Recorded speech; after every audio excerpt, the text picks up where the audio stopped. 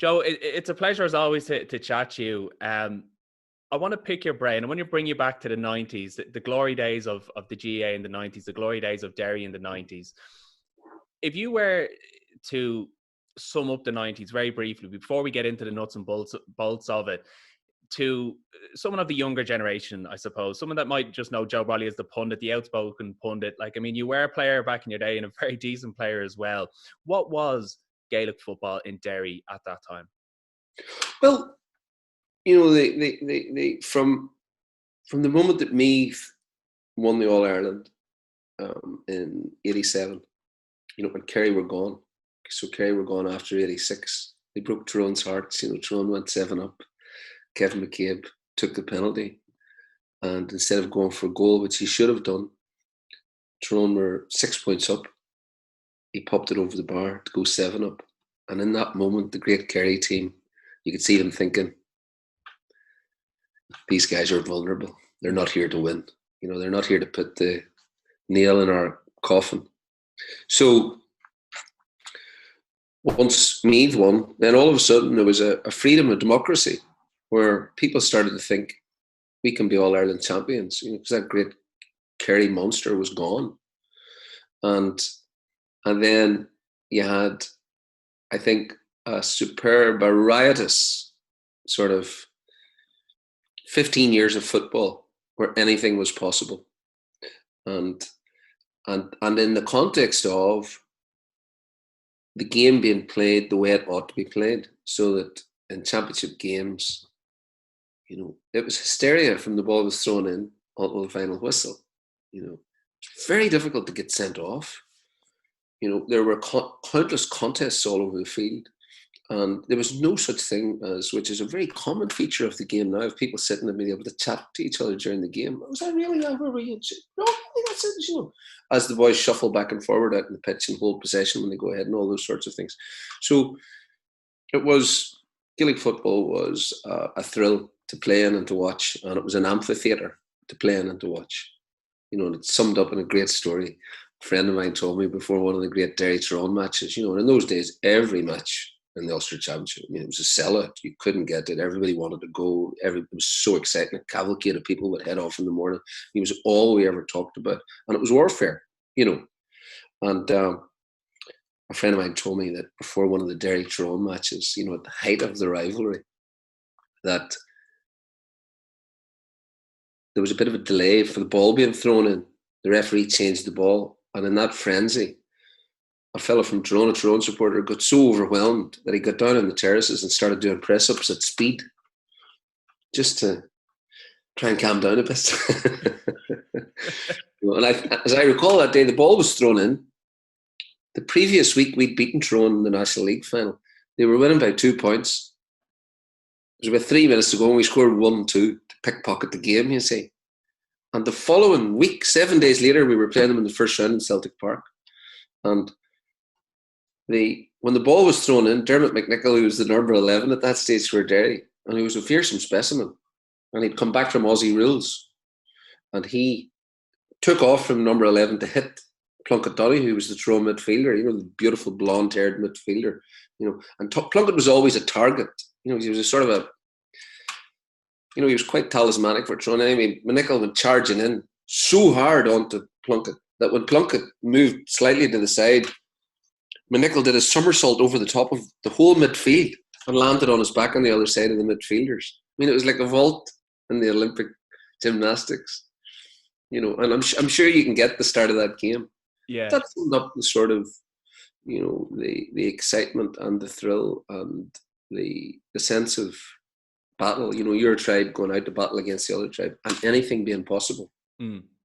Speaking of tribes and the battle, Derry club football at the time, so like just in the lead up to before that the famous All Ireland came, they were proper battles. They were fierce battles. That was, without being too, I don't want to be overstating it, but that was tribal warfare.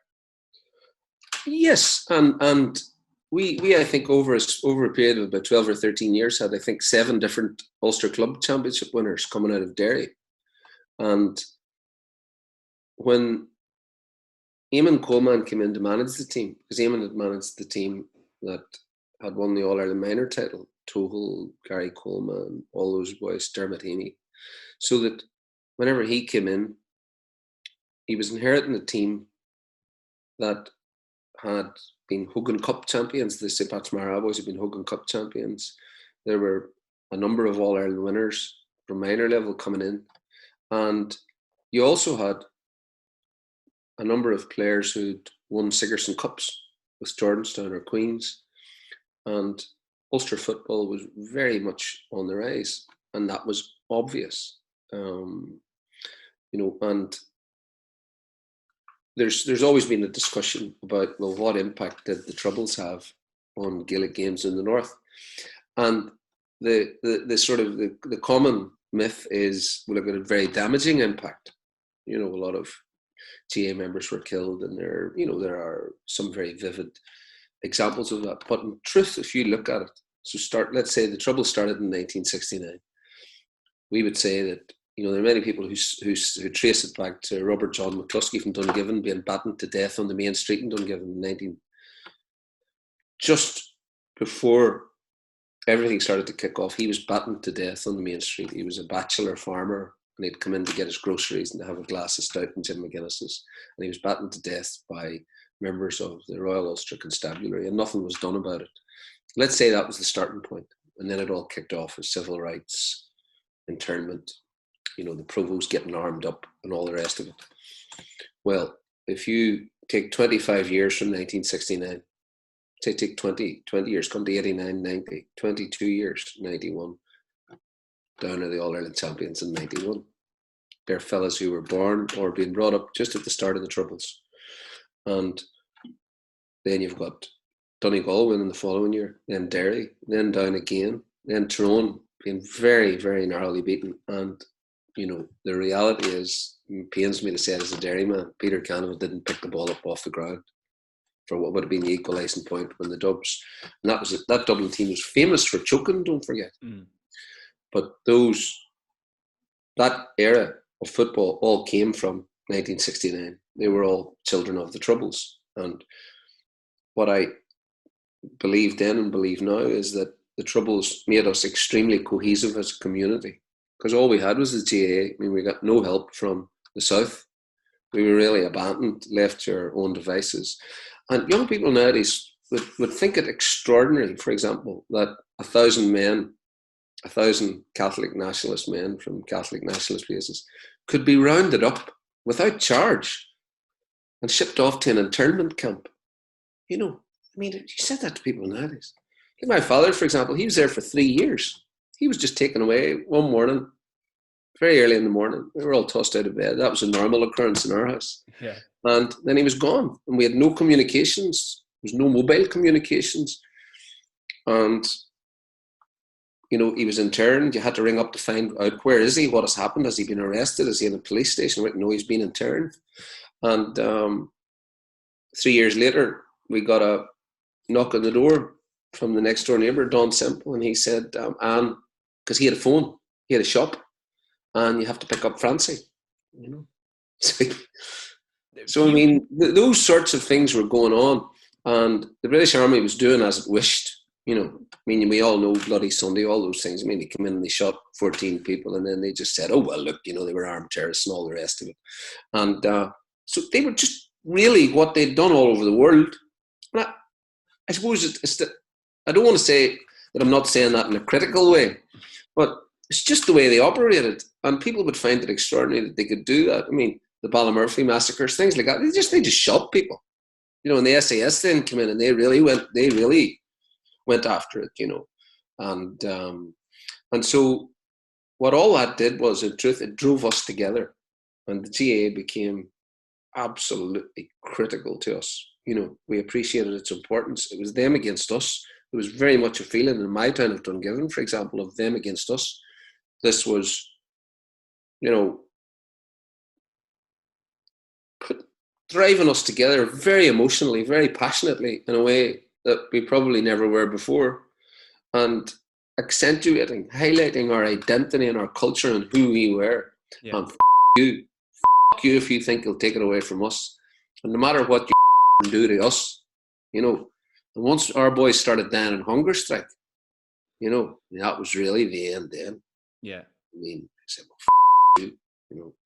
And of course, we know this, it's a reality all over the world. You can never beat the people. The Americans found that in Vietnam. In the end, you can't dynamite the people out of the place. But the GAA flourished like never before in the North during the Troubles. You had an Antrim hurling team going to an All-Ireland hurling final against Tipperary. And you had then, once that glorious period of the 90s, where all that riotous, free-flowing, adventurous football, different champions every year for 4, 5, 6, 7 years. Meath, Cork, Down, Donegal, Derry, Down again, almost Tyrone. And then just when we thought that Peter Canavan would never win an All-Ireland, which was a source of, it was a great consolation to the people of Derry, along comes that great Tyrone group and Armagh group. Again, children of the Troubles. And those Armagh Tyrone teams, they beat Kerry repeatedly. They beat the Dubs repeatedly, and they were at the pinnacle of the game. Armagh were unfortunate that Tyrone were in their way. They probably would have won more All-Irelands. But again, children of the Troubles. So it comes back to the point that I make to you, which is that contrary to what people might think, very damaging impact. In fact, the GAA flourished like never before in the North. And for you personally, how much did that mold your personality? How much did that build you as a man? And did you transcend those skills and those feelings and that spirit onto the pitch then? Well, I'm not so sure about that, because in truth, people say, it must have been very difficult during the Troubles. In fact, there was a sense of anarchy, a sense of fun, a sense of anything being possible. And I would have to say that because everybody else was in the same boat, I would never have said, until I got out of there afterwards, until I was in university in Dublin, I would never have said that there was anything, that we were, and at a disadvantage to anybody else, because everybody was in the same boat. So, once somebody was arrested and gone, or once, somebody was convicted of a serious, offence, murder and that sort of thing that was going on, that was pretty commonplace, then the community rallied around you, and the club was always the focal point. So the Prisoners' Dependence Funds nights, they were all in the club. You were just, and also there was a much more communal life then than there is now, where everyone's retreated into their own houses, homes, and all those sorts of things. It was very, very communal life. Taking it back to the sporting side of things as well, talking of that band of brothers that was building, that special camaraderie that you mentioned, there was something special brewing in Derry in the late 80s in terms of Gaelic football. I mean, it was a minor title 83, under 21 85, senior league in 87, a minor 89. You would have taken a lot of those players going in to say then, concentrating on the 93 championship. I mean, Coleman, Heaney, Anthony Tohol would have came from minors in 89 to go on. But the crucial development really was that Lavey went and won the All-Ireland club title. Okay. In 1991. And that was like Henry Downey, Johnny McGurk, Seamus Downey. Leaders, boys you could go to war with, like boys that in Dungiven were loathed. I mean, I remember one day, me and Henry were teammates, and it was 1992. I'm pretty sure they were the All-Ireland champions anyway. I think they were 91, possibly 1990. They were maybe 91. Anyway, the following year, and we were county teammates. We still hadn't won an All-Ireland, but we were soldiering together, and Henry was, a blistering leader. Like, he was like Roy Keane, and completely demonic. And anyway, we had them beaten the championship. It was a huge big game over in Glenmaher, and we bullied them, as we regularly did. Dungiven were the only team in Derry that could beat them during that time. Of course, we never went on and did anything at that time. But anyway, near the end of the game, I went out. I was playing midfield, and I went out for a ball out around the sideline. And I turned, and Henry just hit me right up the nose. And my nose just everywhere in the blood. And I can remember when he hit me real hard. And I just lifted the ball up and held it up to the crowd. The crowd went mental. Just like that there. Like, come on, Danny. Give it up for fuck's sake. Henry Downey was key. Johnny McGurk was key. because the other thing was they never gave a ball away. Those boys were ruthless in the half-back line. And they allowed Gary Coleman, who was really just an attacking player. Gary would have been a wing forward, wing back, not a defensive player, not defensively minded. Very quick, very good finisher. And once Henry was there, and then obviously we had the luxury of the great Kieran McKeever, who was the greatest cornerback I've ever seen, and unplayable. I mean, if I got a goal off McKeever in the Dungiven club training, he'd come back 2 days later to the training, he'd say, Fleming know exactly what they did, Brolly. He said, you'll not be doing that again. And he had tremendous balance, and he was so tigerish, and there was no end to him. You asked Bernie Flynn about Kieran McKeever. I think 8 years in a row he marked him, and he held him scoreless in the league every time. He was just unplayable, and there was something inside him that was abnormal. And of course, he never won an Ulster until the end of his career because he got sent off every year as well, because he liked banging boys as well. That's something similar to yourself, though, Joe. I mean, an All-Star came 96, 97, when arguably you're playing much more better football. You're winning an All-Ireland in 93 and well, you see, weren't rewarded. The All-Star committee never appreciated team players. That's what you were, Joe. Yeah. Well, I was instinctively, you see, I was a sort of, I liked the game to be played the right way. I didn't, I like to link things up and to make sure something happened. And we were at that stage where Lavi had very much established that. That's how they'd gone on to be so hugely successful. They weren't wasting the ball; they were playing proper football, but they were moving the ball beautifully. If a man put his hand up in the forward line, he was hit. And they were devastating when they won the All Ireland. I mean, absolutely, and nobody could believe it because it's such a small parish.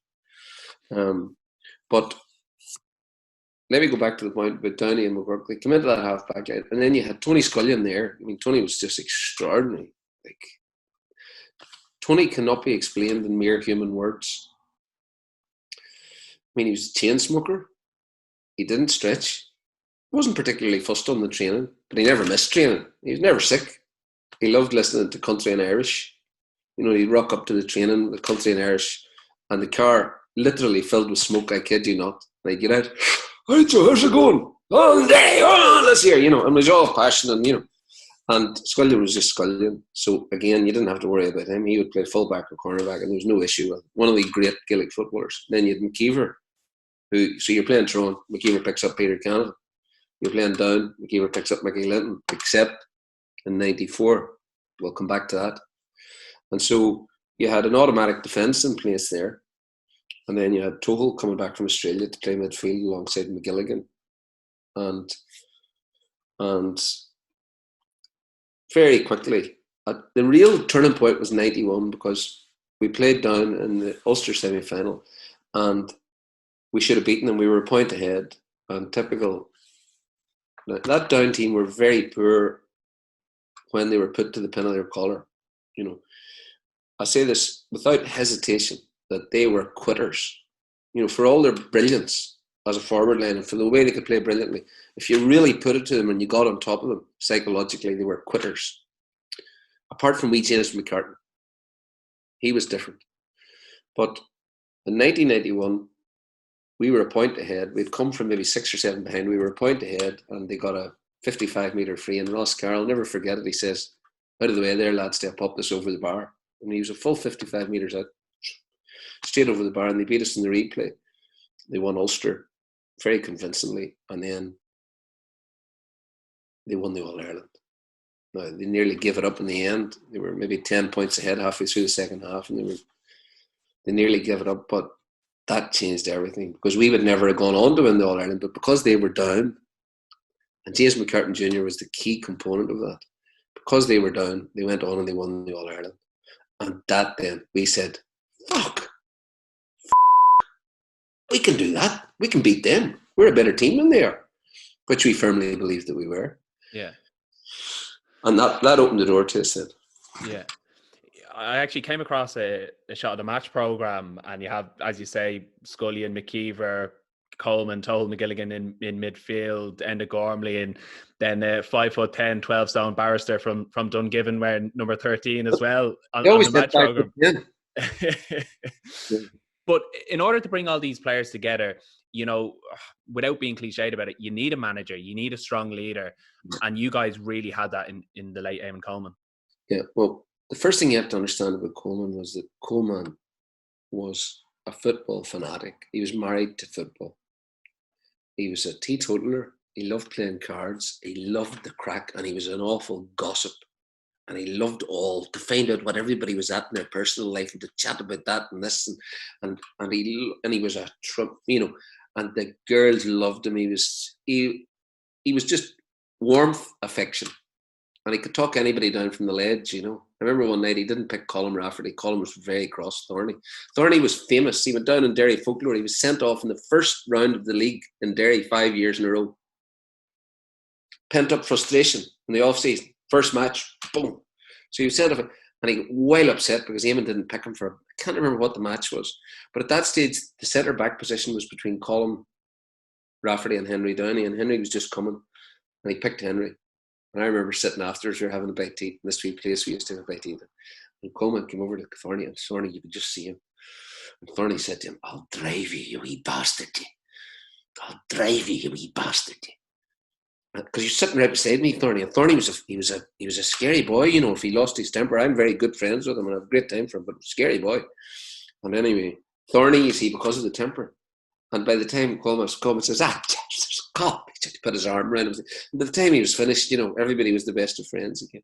And that was important because when Coleman came in, there'd been some extremely bad feeling between the clubs. Like the Dungiven boys couldn't work with the Lavey boys at all and vice versa, because we had very violent battles on the hurling field, and it was the same lads playing the hurling and the football. We were all dual players.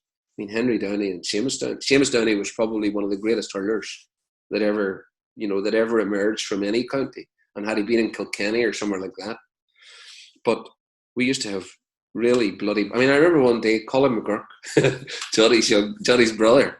He's smaller than Johnny again, but they're all mad. The McGurks, they're not. And you can quote me on this. I'll stand in any court in the land, McGurk, and prove this with hundreds of witnesses. But anyway, Colin, he was only about 5'6" or 7, was marking Brian McGilligan at number 11 for Dungiven in a hurling championship match over in Ballinascreen. McGilligan, 6'4", 17 stone, unbelievable, the most raw power I've ever seen in a human being. And he never did a weight in his life, but he's so powerful. Really hurt boys in the field when he hit them, and not dirty. But anyway, the ball was thrown in, and Colley just welted across McGilligan's legs as hard as he could, right across his legs, 5'6", and McGilligan roared, "Oh, Jesus!" You see, "Oh, showy bastard!" And he went to go, and Colley pulled back, and the referee was, and the crowd were going mental. Anyway, about 20 minutes into the first half, Colley put his hand up to get a ball. McGilligan just pulled on his hand and broke 2 or 3 of his fingers. Colley threw the hurl at McGilligan and all this here. Imagine nobody was sent off or anything like that. Yeah. And at half time, with broken fingers, Colley got the hand taped, came back on, and he tried for 5 or 6 minutes in the second half to play. But I mean, how could you play with 2 or 3 broken fingers? It was gone. And so that was the sort of ill feeling that confronted Coleman. And I remember Coleman saying, the Lavey boys went and won. It was definitely in 81 when they won the club title, because this is what happened. We played a match. Maybe I don't know who we played in the league, and the Lavey boys still weren't available. And we had a meeting afterwards, and Coleman says, "Now, boys," he says, "I want to just say," he said, "that we're going to be bringing in some of these Lavey men."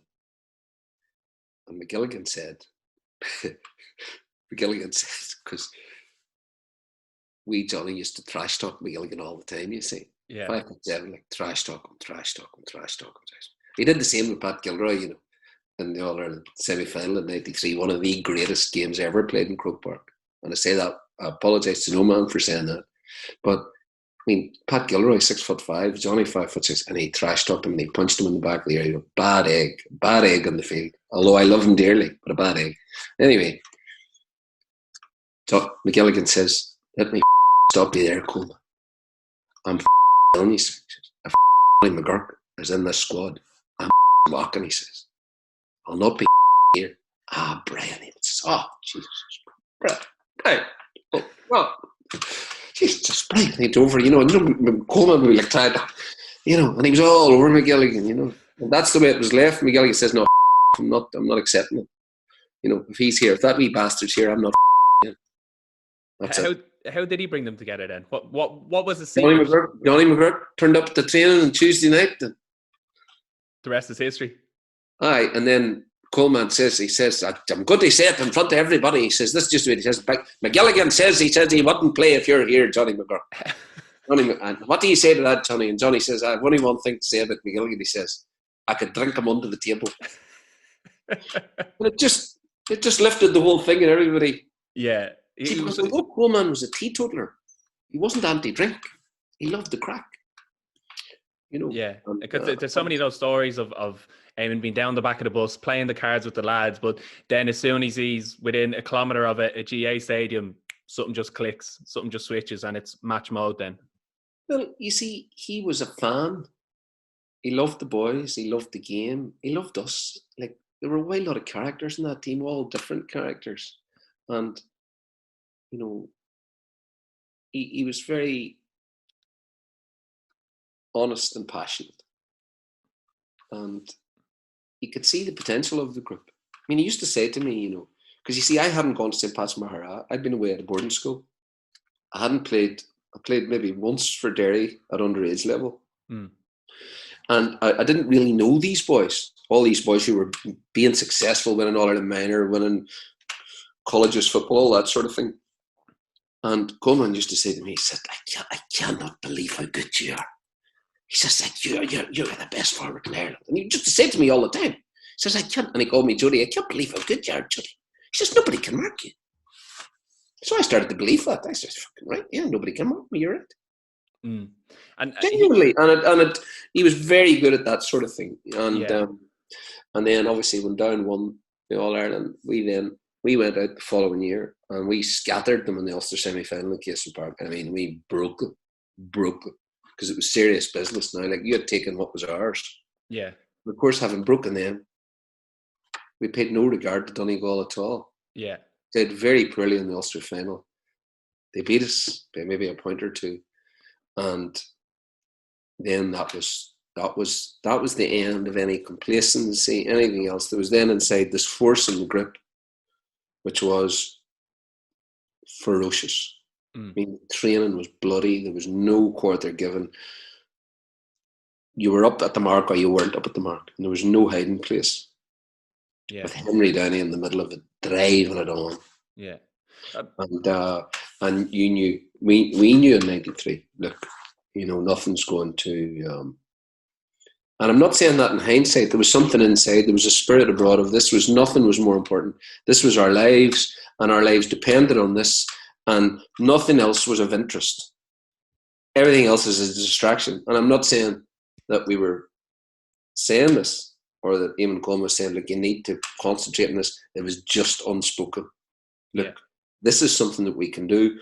We have a responsibility to do it because we're good enough to do it. We know we are.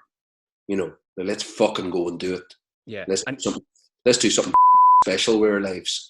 You know, he had that long-term vision as well, though, because, I mean, he would have, I'm right in saying you would have been dropped for the Ulster final with a view of not wanting to show all his cards ahead of that semi-final against Dublin. Well, see, that was the other thing about Coleman. He had these wacky ideas sometimes, you know, and he tried to explain that to me before the Ulster final. So he didn't start me, and then he brought me on, but he tried to explain it. I said, that doesn't make any sense. He says, well, it makes sense to me. And there you are. You know? Yeah. Getting to that Dublin match, Joe, I mean, you say that was one of the greatest games in Croke Park. You would have went in at half-time, about 5 points down. Dublin did have that tag of being bottlers, but, you know, they had Gilroy, Redmond, Eamon Heary. They had warriors on that team. Was that the turning point in that championship then as well? The GPA man as well, what do you call him? Didn't they? He was playing then, was he not? Desi Farrell, not playing. 93, yes, yeah. That's, I mean, you've talented boys there, but then for Derry to mentally know that you were able to overturn them, you were able to overcome them by a point, like that mental strength must have given you great confidence. Well, I think that, you know, I remember before that game thinking I remember saying this to Henry, and I said, look, the first ball I get, I'm going to stick it in the net, you know, wherever I get it. And I think the first ball I got was about 70 yards out. and I went in the solo and slaloming through the middle. You know, I was very quick. You know, which is a great attribute to have, that sort of speed. You know, natural speed. Like. Anyway, I went slaloming through the middle. You see, beat 1, 2, 3, 4. You know, and I'm through, and I was thinking I could see it there. It's going there. This is it. It's going there, and I can't remember which of the Dublin backs pushed me on the back because I've never watched the match since. Yeah. I don't like watching the matches. I got pushed in the back, stumbled, and we got a 14-yard free. I was raging, and then we sort of got glued up a wee bit. And at halftime, we were 5 down. But I have to say, in the grip itself, there was no feeling. I think Eamonn Coleman thought, shit, we're bait, because it had happened to him before in minor semi-finals and stuff. But there was no sense of panic or anything like that. Because I have to say, I thought that Dublin team were a bit soft. And then they had some fatal errors, like Mick Deegan was brought back to mark me from wing back. I can remember thinking, a wing back, he's a different world. Yeah. And that's what happened in '84. Eamonn from Vanity brought Gary from wing back to mark Mickey Linton. I mean, that's a specialist man marking job. It's something that you learn over a lifetime. Yeah. It's nuances, it's where to be, showing him where to go, watching his dummies, knowing which way he's moving. I mean, it's a lifetime of experience and expertise, you know, and you cannot swap it. So, I mean, once McDeegan came in and me, I give me the ball. Like, I mean, I had a field day, and in the second half, then we had such a strong half back then. It's Downey, and we had the platform at midfield. Obviously, we had Downey McGurk driving forward, Gary Coleman driving forward because he could, and Gary was brilliant when you could do that. When he didn't have to defend, he was brilliant. You know, he got a couple of scores. Henry got a couple of scores. Johnny, you know, and the hysteria of that second half. My recollection of it is it felt as though the pitch was moving because it was the old Croke Park. You felt as if the pitch was actually bouncing. And all you can hear, and the viewers will hear it when they see the game, all you can hear is screaming, hysteria. You know, and then there was some boy in the hill end, which I didn't never see, but Fergal McCusker kept saying, look, there's a fella up in the hill and he's got a blow up doll. And you see him, you know, holding the blow-up doll. But anyway, as that second half progressed, it became a huge battle, and we were edging closer and closer. They were still scoring, but we were scoring. And then you could feel, look, this is it. It came down to it then. And we came from sort of the 5 behind, 4, 3, 4, 3, 2, 3, 2, 1, 2, 1, draw. And then we win the kick-out, which we had to win. And as I recall, it was not broken down. I won the break, came around, and it was moved very carefully. Something that was conspicuously absent in 1984 against Down. It was the care with which the ball was held, which was emblematic of total concentration. See Henry Downey like looking, because this was the play, this was the one, and of course then Johnny McGurk kicks the winning point. Yeah, and it was a feeling, I think, that was the most exhilarating game and the most euphoria. And like, we didn't go into lockdown after that. Like, it was booze for 2 days. Like, it was crazy in Derry for 2 days. And then you get to the final. I have to say there was a strong feeling that the work was done.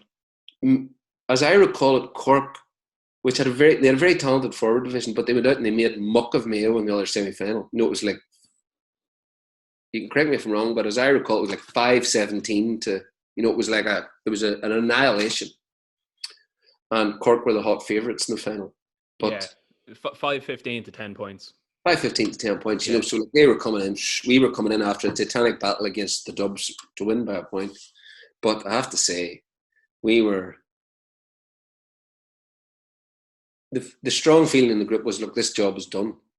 But actually, I must pick you up on that, because I think I saw a previous quote from you, Joe, that you said when you went 5 points down, you knew the game was won then. Because the game followed a very similar trajectory to, you go 1-2 down at the start to no score. It's the first goal you concede in the whole of that championship in '93. Yet, when you're 5 points down, you knew you had the winning of this game. Yeah. Well, we knew that Cork were a dangerous team, and they had some very dangerous forwards, and their 2 goals were brilliant. And they came against the run. You know, the first goal came just after a few minutes. Boom, you're starting off and you're 3 down. And then the second goal, O'Driscoll scored it. I think it was his only touch in the game, but it was a brilliant finish again. second half again, all of a sudden, Jesus, all our work's undone. We have to start over again. But I have to say to you that there was never any feeling that we wouldn't beat them. You know, there was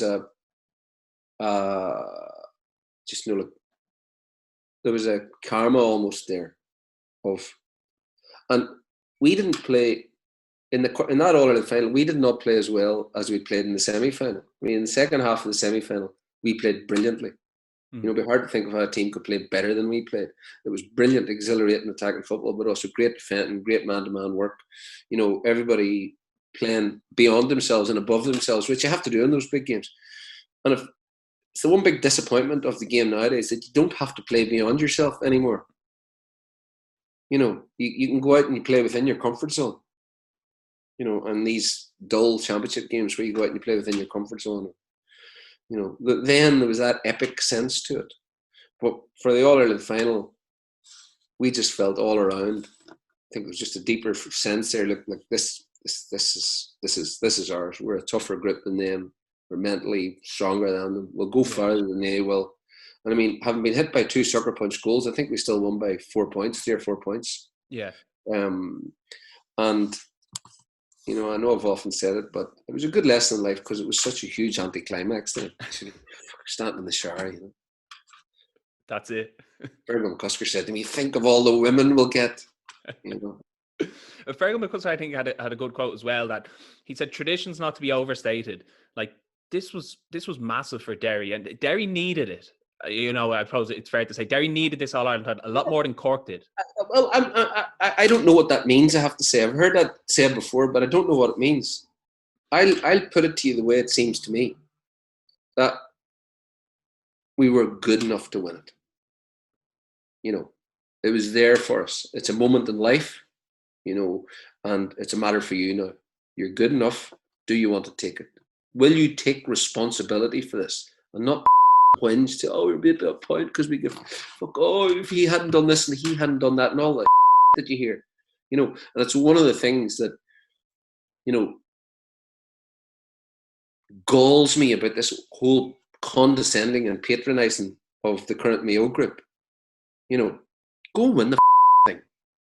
You know, if you're good enough, go and win it. And if you don't, get back out of it. You know, keep your head down. Be modest. You know, it's like anything in life. That's the way to put it. It was there for us. We did all the work. You know, it was up to us to take responsibility because this is it. This is it. And then it was done. And don't get me wrong, I'm not taking away from, you know, how great it is to win an All-Ireland and all the rest of it. But it was an anticlimax, like anything else in life, because once it's done, it's done. You can never recapture that again. You know? Yeah. It's like it's like, I don't know, anything that just emotionally overwhelms you. These events, they don't happen often in life. And you can never get it back again, you know? And so that's what I meant by that. Yeah. Joe, we're coming to an end here, and I certainly don't want to leave on a sour note, but you go into 94, though. Eamonn Coleman does step away after the defeat. What does happen there? Like, I mean, what actually happened in that situation? What happened with Eamonn Coleman? Yeah. Okay. Well, this will... It could take another 40 minutes here, I'm aware, but... Well, it'll take about 10 minutes probably, but it's well worth it. And I'll tell you the story raw, right? I'll tell you the story absolutely raw. So what happened was, obviously in those days, it was very, very different. You know, like I remember for the All-Ireland semi-final, we were given 1 ticket each. And I said, is this for everybody from a single parent family? You know, and there was a bit of a rumpus over this. That would have been very normal. And, you know, Jim McGuigan, who was the legendary treasurer of the Derry County Board, and a very fine man, tough, and he was a legendary fist fighter in his day as well, and he did the door at Mara Club. He was a great GAA man, very interesting man, but, you know, tough and stubborn and all those sorts of things, and would have been guiding Derry's finances during the barren years, you know, which wouldn't have been easy. And so he was coming from that, and now all of a sudden this team are, you know, we're in the papers all the time. John O'Keefe saying in the Irish Times, this team will dominate Gaelic football for the next decade. You know, this is one of the great Gaelic, all this sort of thing. And now all of a sudden there's this whole bandwagon around us, and Jim's still the treasurer, and he's checking the bags on the way out of the changing room, counting the socks to make sure nobody has taken a pair of Derry socks. And like jerseys, so Jesus, jerseys are not to be fucking swapped if you lost your mind. So here we are. We're in an All-Ireland semi-final against the Dubs. And Henry Downey has been chipping away at Jim about getting tracksuits. And Jim's very resistant to this, you see. And before the All-Ireland semi-final, which is the sort of things you did in those days, Meath invited us down to open a pitch down in Meath. And they put out their full team. This is a week before we played Dublin in the All-Ireland semi-final. We go down, match is played, full-blooded. And it was very tight, as I recall. That was a very good Meath team. Brilliant Meath team. You know. Anyway, we come into the changing room afterwards, and then Eamonn Coleman had asked Colin O'Rourke to come in and say a few words. And I remember Colin O'Rourke saying, he said, put the ball in on top of Keith Barr, he said, and Eamonn here, he said, because they can't catch the ball over their head, he said. They're like men with no arms. You see, everybody started laughing at this. Yeah, they're like men with no arms. Anyway, that was the only piece of advice that he gave us, which I don't think was particularly helpful, to be fair. So anyway, we then go into this wee place where the Meath boys had arranged for us to go, but not them, to have a meal in the wee local sort of cafe, restaurant-y thing. So we went in there, and I'm sitting beside Henry, and Henry's sitting exactly opposite Jim McGuigan, and the table's quite narrow, you see. And Henry's got a slight lisp, you see, and he says, fuck's sake, Jim, he says, you fucking think it was your money. He says, you think it was your money, right? And as soon as he said it, Jim just had enough. Jim just, boom, just hit him on the chin like that. And Henry just went back out over the chair, because Jim was a powerful man. Jim got bing. Henry goes down, you see, on his back onto the ground. And I was like, what the f***? You see, because he gave it, you know, I'd be sort of joining in a bit, you know, stirring it a bit, you see, beside him. Leaving Henry, obviously, to pick up the pieces. He's a big bings around. And you could see Jim thinking, oh, f***. You know, even Jim's like, oh. But he wouldn't have been the type of man to apologise or anything. You know, he'd have been a certain generation of man, you know, like, he's hit him, and that's it. You do it, and then fuck it. So anyway, Henry gets up, and there's a bit of a kerfuffle, and Seamus stands up, his brother. Eamonn says, Eamonn Coleman, he's like, calm down. Thank God there were none of the Meath boys there. So anyway, we get onto the bus, and there's some bickering going on then. And then, this is before the All-Ireland semi-final. And at the training the next night, it's decided by the group, Jim is not allowed on the bus for the All-Ireland semi-final. Or again, until this championship season's over, he's not allowed on the bus. Because Jim always came on the bus and came in and gave out the jerseys and all the rest of it. So it was such a blow to Jim. You know, a huge blow to him after a lifetime of service. But also, the boys had to protect the boys in the group. And it wasn't acceptable. You know, it really wasn't acceptable. So that was it. The boys said, okay. And the decision was made, and that was it. And from that moment then, because Eamonn wasn't so much that he sided with the players, but he sided with the players. He didn't say anything about it, but he just, look, this is what the players have decided. There's nothing I can do about it. And Mickey Moran was the assistant coach, you see. Mickey would never have been like that towards the board. So Eamonn stood with the players, and then All-Ireland final, we win the final. Euphoria, poor old Jim, not allowed into the bus, not allowed into the changing room. And it must have been a very heavy blow for him.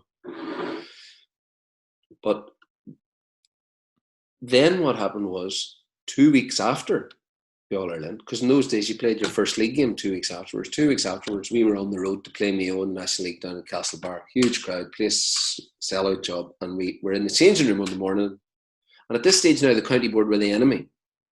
Okay. And we would have been very fond of Jim. But there were other boys, like it was Harry Shivers, you know, who was not popular. And whenever Harry appeared, Johnny McGurk nicknamed him the Weasel. And so when Harry appeared, don't forget, this was like, he was, you know, county chairman, county secretary. Whenever, if Harry came into the hotel and we were there, immediately there would be a chorus there, like, Weasel, Weasel, Weasel.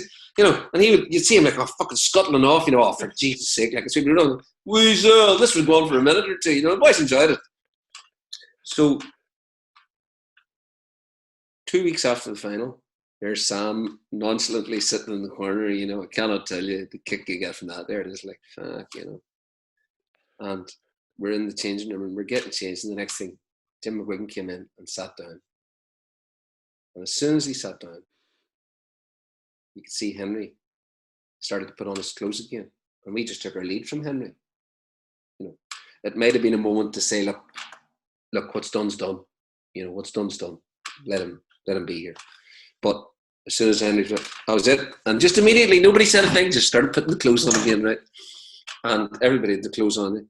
And Jim, the critter, was getting, you could see him getting embarrassed sitting there. And eventually Eamonn Coleman came over to him and stood over him and said, and Eamonn liked Jim very much, and he very much regretted it. But they wouldn't have seen it this way. The board wouldn't have. He says, Jim, and Jim said, I can remember it. He was sitting right beside me. He said, is there a problem, Eamonn? Eamonn said, there is, Jim. There is. Jim said, am I the problem? You are, Jim. You are. And Jim got up, left.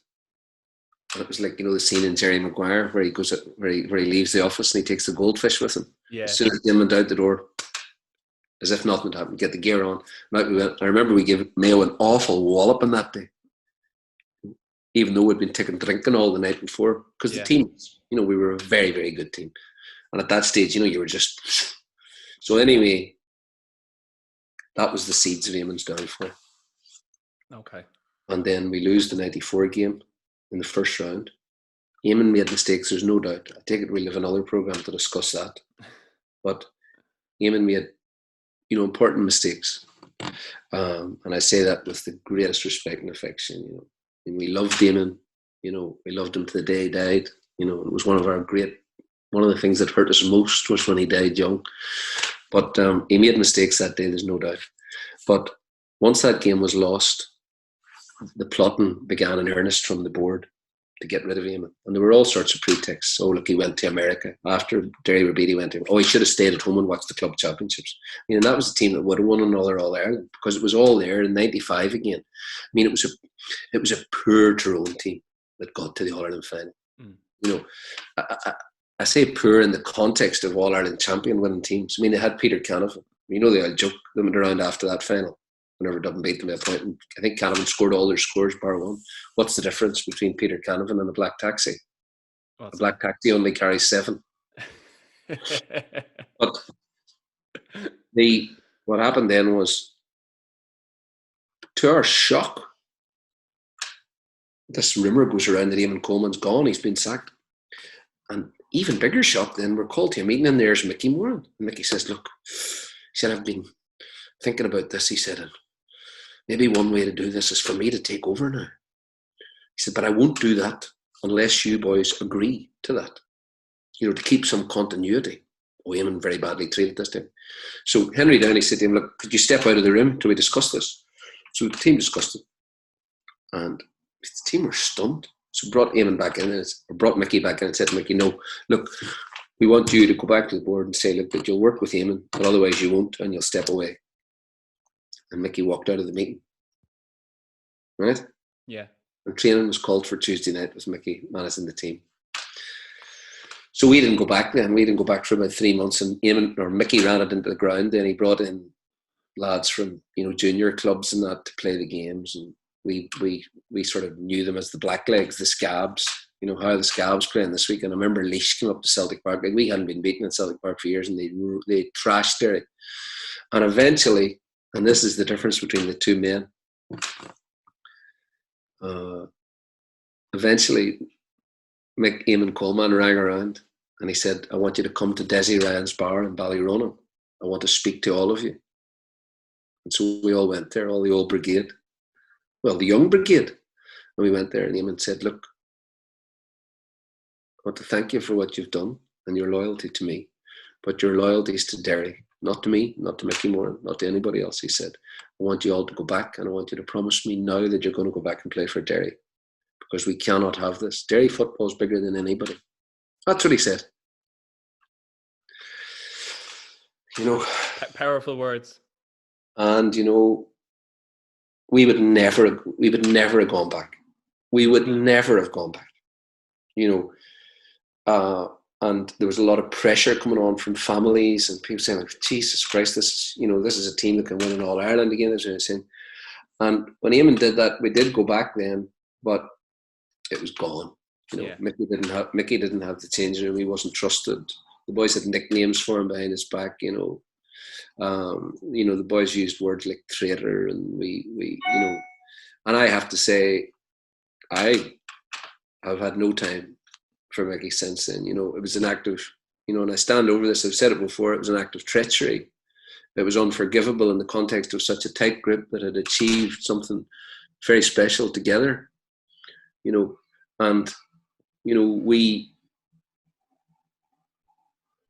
Mickey was invited to events that we were at since, and he did come then recently. He came to our 25-year celebration. He came to the dinner. Yeah. I didn't see him at it. And most of the boys wouldn't be speaking to him anyway, but he did come, and that was appreciated that he had come to that. But insofar as we were concerned, insofar as I'm concerned, it was an act of treachery that was unforgivable. And, particularly when he gave the choice to us, when he said, look, I can do this and keep continuity going, because we believed that part of it. We believed that. But it was quite clear that this was done with the board. Look, you'll take over, right? You're going to have to talk the players around.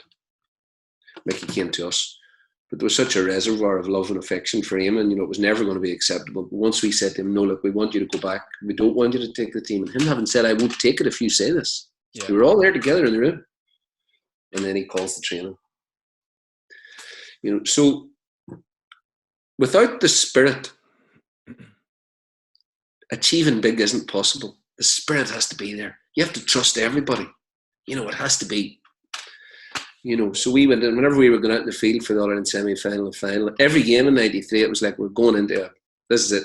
We're all together. Everybody can trust everybody else. Nobody's going to leave anything behind. Didn't have to be said. And after that, then that didn't happen. And in 95, I broke my arm in the National League final. Interestingly, actually, we went on autopilot and won the National League that year with Mickey managing us. And can't remember, we hammered teams anyway.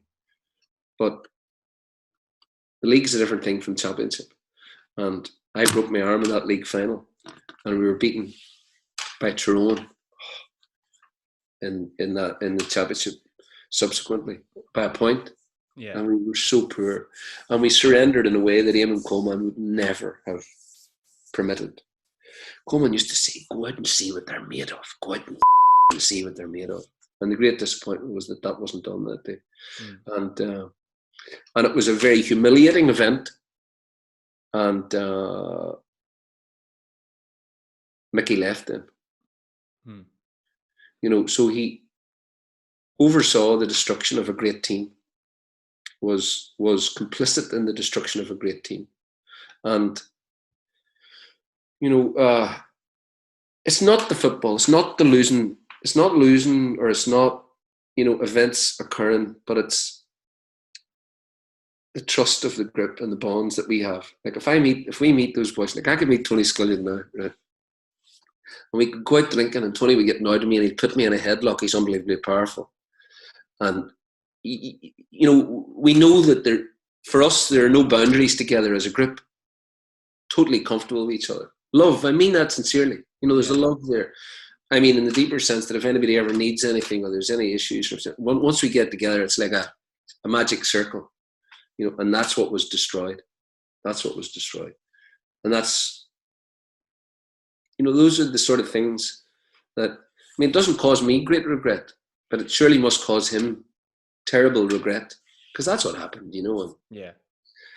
It was such a disappointing finale to something that was building towards being something very special. Because I do remember the morning after we'd won the All-Ireland, in the Irish Times, John O'Keefe said, this team will dominate Gaelic football for a decade. And everybody really thought that, because there wasn't anything that we didn't have. Yeah, except possibly a backdoor system. Well, it's a trade-off. You have a backdoor, you go out, you labour through a dull game, you got another chance. True. Championship is high wire. Should be knockout, simple, and it would transform everything. I think it would give players their lives back. You wouldn't have these big long seasons, and it would bring back the that sense of life or death in games. Yeah, well, who knows? We might have a knockout championship on the cards sometime soon. Please God. Listen, Joe. No better storyteller in the game. Gentleman as always, and really generous with your time. We really appreciate you taking the time to chat to us here at Air Sport. Pleasure. Cheers, Joe.